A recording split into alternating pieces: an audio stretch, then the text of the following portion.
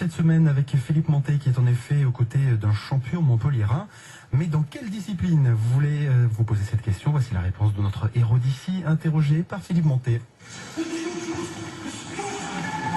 Nous allons parler d'arts martiaux car nous avons ici à Montpellier un très grand spécialiste qui s'appelle le capitaine Jacques Levinet.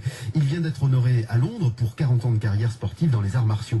Je serais tenté de dire encore une distinction pour ce passionné qui a commencé sa carrière dès l'âge de 17 ans. Se sentait-il déjà à l'époque, dans les années 68-70, disposé à faire une telle carrière? Jacques Levinet se souvient. Personnellement non, parce que bon, on est bien mauvais juge, mais bon, à l'époque, les quelques compétitions que j'ai au départ effectuées en tant que ceinture blanche ou ceinture marron, bon, je me suis vite rendu compte que je tournais pas mal, quoi.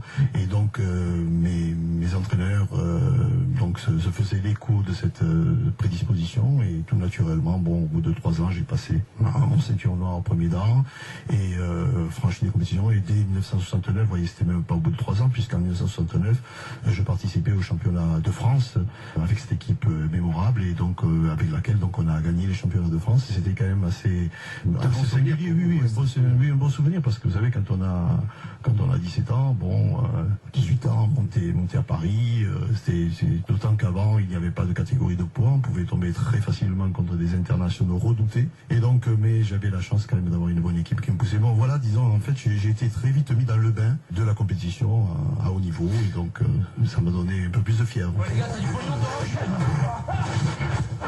Dans les années 70, cette période que nous évoquons, enfin des années 60, est-ce que les sports de combat ont la notoriété qu'ils ont aujourd'hui dans l'esprit du public, ou est-ce que c'est assez confidentiel? Non, c'est assez confidentiel, et j'avoue que les sports de combat, et le karaté en particulier, mais parce que c'est un sport de percussion peut-être, avait une image qui n'était pas si bonne que maintenant. Elle n'avait pas ce côté sportif, ce côté éducatif que l'on peut connaître maintenant. Donc c'était souvent associé mauvais garçon, blouson noir, comme on disait.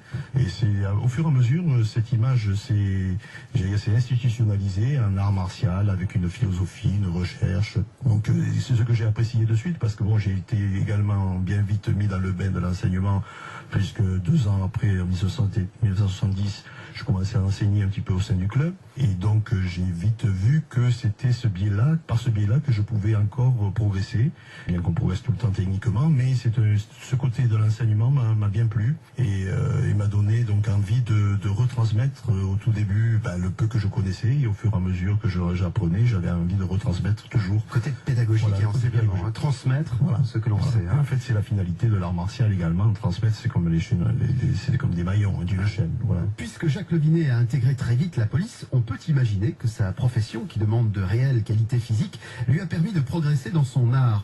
Pas vraiment, nous dit-il, c'est même un regret, voire une interrogation dans son esprit. Je dois dire que oui, il y a à mon avis un manque de ce côté-là.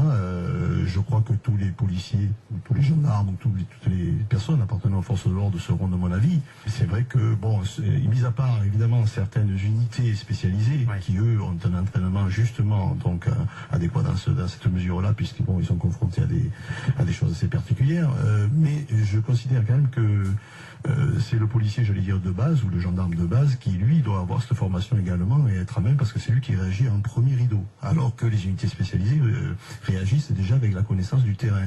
Or on ne sait jamais, justement pour ceux qui sont en premier rideau, sur quoi on va tomber, et donc on doit être à même de suffisamment réagir tant au niveau du sang-froid que de la condition physique, s'il faut courir, s'il faut sauter, j'en sais rien, ou maîtriser, peu importe. Et pour tout savoir sur les activités de l'Académie Jacques Levinet à Montpellier, je vous conseille de consulter le site internet www.academielevinet.com, un site sur lequel vous pourrez trouver une documentation assez complète sur toutes les méthodes qu'il a mises au point, des méthodes de self-défense. Vous découvrirez également sa dernière activité, s'appelle le Do Zen, basée sur une gymnastique douce et relaxante, une méthode qui a d'ores et déjà pas mal de succès. Ben voilà, il faut peut-être s'y mettre. Et d'autres confessions de Jacques Levinet, notre héros d'ici demain à 15h45.